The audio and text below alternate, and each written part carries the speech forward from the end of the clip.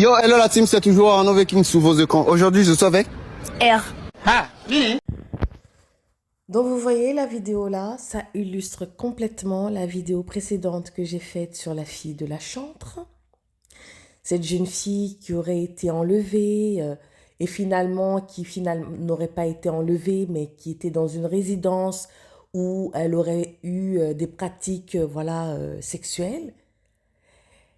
Et où j'étais en train de dire que les adultes devraient se remettre en cause parce que c'est eux qui doivent se regarder, c'est eux qui éduquent, c'est eux qui apportent les valeurs, c'est eux qui transmettent les valeurs, c'est eux qui enseignent les jeunes enfants, les adolescents et tout ça. Et je suis tombée sur cette vidéo-là qui se passe certainement dans un autre pays, certainement le Congo, il me semble. Donc c'est toute l'Afrique, hein. C'est vraiment toute l'Afrique. Un jeune homme de plus de 20 ans, 25 ans ou plus, en train de questionner une jeune fille prépubère, parce que vous la voyez, hein, elle est toute chétive. Oui, d'accord, elle est habillée dans son serré, dans sa mini-jupe, mais cette fille, elle n'a pas terminé de pousser au fait. Et de quoi est-ce qu'il lui parle? Il lui pose des questions à titre sexuel. Et au calme, il la filme, c'est-à-dire qu'il prend, c'est-à-dire il décide de la filmer, de la publier. Et en plus de ça, il lui pose des questions. C'est-à-dire un micro-trottoir, il n'y a que ce genre de choses. Demander aux jeunes filles comment est-ce qu'elles aiment la chose. Leur position, ce qu'elles... Non mais c'est... Vous voyez un peu? 25 ans, ça c'est un jeune homme. Hein. C'est même plus qu'un jeune homme. Hein. Lui, il a 20 ans et plus. Et une gamine. Et c'est ce genre de choses. C'est que ce genre de choses. Où on va appeler ton petit copain. Et c'est les hommes qui font ces micro-trottoirs. On va appeler ton homme pour voir s'il est fidèle. Et après, ils sont étonnés. Alors, moi, je ne comprends pas pourquoi vous êtes étonnés quand vous faites ce genre de micro-trottoir. Et quand il y a une jeune fille que vous attrapez soi-disant dans une résidence qui est habillée en tenue de scolaire, mais sur la vidéo que vous avez, elle n'est pas habillée en tenue scolaire, enfin bref. Je referme la parenthèse. Pourquoi est-ce que vous êtes surpris de ça quand vous-même, vous faites des micro-trottoirs où elles doivent parler de leurs copains, pour les piéger au téléphone, pour savoir s'ils sont fidèles ou pas. Donc vous savez qu'elles ont des petits amis alors. Donc voilà, c'est ça en fait. Donc moi ce que je veux dire, c'est que quand je vois cette vidéo-là, c'est juste à dire qu'il faut que les adultes prennent leurs responsabilités. Parce que tout ça, c'est les prémices de beaucoup de choses qui vont arriver. C'est les prémices des enfants qui... Ça va plus être des U15 ou 16, ça va être des U11, 10, 9. Il y en a même qui sont déjà dedans. Et c'est dommage. Et on devrait franchement s'en inquiéter. On devrait sincèrement s'en inquiéter. Mais personne ne s'en inquiète. Mais dès qu'il y a un truc qui se passe, tout le monde va en parler. Mais au lieu d'en parler concrètement, intelligemment, chercher des solutions, que chacun prenne ses responsabilités. Non, non, non, c'est en train de taper sur la jeune fille, comme si elle y pouvait quelque chose. Elle n'y peut rien, elle vit sa jeunesse.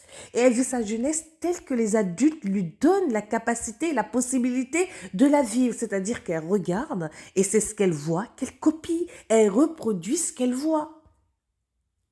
C'est tout. Ça n'a pas changé. Hein. Un enfant, avant de parler, quand il vient au monde, il regarde autour de lui, il regarde sa famille. Les gens qui parlent, qui côtoient, ils sont en train de parler, il va mimer jusqu'à ce que ils se mettent à prononcer des mots. Pareil, il voit les gens marcher, à un moment donné, ils tâtonnent et puis ils commencent à marcher. Donc, ça n'a pas changé. Le mécanisme n'a pas changé. C'est pas parce qu'ils deviennent pré-ados, adolescents, que ça veut dire que ça a changé. C'est toujours le même fonctionnement. On regarde qui nous précède. Donc, si ces enfants-là ont ces mœurs-là, non, faut pas aller dire oui, nos jeunes de maintenant, oh les enfants, ayez pitié, oh maman la chantre, Yako, tu chantes, c'est pas parce que Dieu a touché ton cœur que Dieu a touché le cœur de tes enfants, c'est du n'importe quoi. Parce que je le répète encore ici, quand tu passes H24 dans une église, à quel moment tu fais à manger pour tes enfants? Oui, peut-être que t'as une aide ménagère qui le fait. C'est pas pareil. C'est pas pareil. Ton enfant te voit pas toi en train de lui faire à manger. D'accord? T'es pas là pour la reprendre quand il y a quelque chose qui ne va pas, quand elle agit mal, quand elle s'habille mal, quand elle parle mal, quand elle s'assoit mal, quand elle se tient mal, quand elle s'exprime mal. Lui rappeler de faire ses devoirs. Tout ça, c'est important. Parce que vous, soi-disant, Dieu vous a touché, vous passez tout le clair de votre temps à l'église et après vous êtes étonné. Et même le pire, c'est les fidèles qui sont étonnés. Ah ben là, franchement, c'est n'importe quoi. Vous accaparez les parents de ces enfants-là, soi-disant chantres, hommes de Dieu, femmes de Dieu, prophétesses, et vous êtes surpris. Et c'est vous qui venez dire non, Yako, Yako. Non, Dieu, il a touché ton cœur, mais il n'a pas touché le cœur. Ça ne veut pas dire que non, que ton enfant... Tu penses que l'enfant de la chante, c'est pas un adolescent qui voit clair aussi, qui voit ses camarades? Un enfant d'un chante n'a pas... Non. Là, chacun doit prendre la position de parent. Tu es chante, t'es prophétesse, t'es archiduchesse, j'en sais rien. On s'en fout de ça. Éduque que ton enfant soit la mère ou le père. Et ça me fait rire, parce que là, ils sont en train de dire, non, oui, maman, vous les mères, quand vous voyez vos filles sortir, elles sont habillées d'une telle... Non, elles ont acheté des choses, j'en sais rien en tout cas. En train de taper sur la mère, mais les papas, ils sont où là? La mère, elle l'a fait toute seule. Non, mais que chacun reprenne sa place. Tout est disloqué. D'accord? Les cellules familiales n'existent plus. Ça ne parle pas avec les enfants. Il n'y a plus de transmission, il n'y a plus rien. Et les adultes eux-mêmes se conduisent comme des enfants. Des enfants aux mœurs légères. Ça ne se cache pas pour faire les choses. C'est-à-dire que là où ils sont en train de boire, bah, l'enfant est là. Et ça ne gêne personne. C'est vous qui ouvrez les résidences à ces jeunes-là. C'est vous qui les permettez d'aller dans les maquis. C'est vous qui leur permettez tout ça. Pourquoi leur interdire alors de goûter à la chair? Pourquoi? Parce que c'est la même chose au fait. Moi, ça me fait rire ce degré de ce qui est bien ou bon de faire. Non, je veux dire, il y a des choses qu'il ne faut pas faire, c'est la même chose. C'est grave.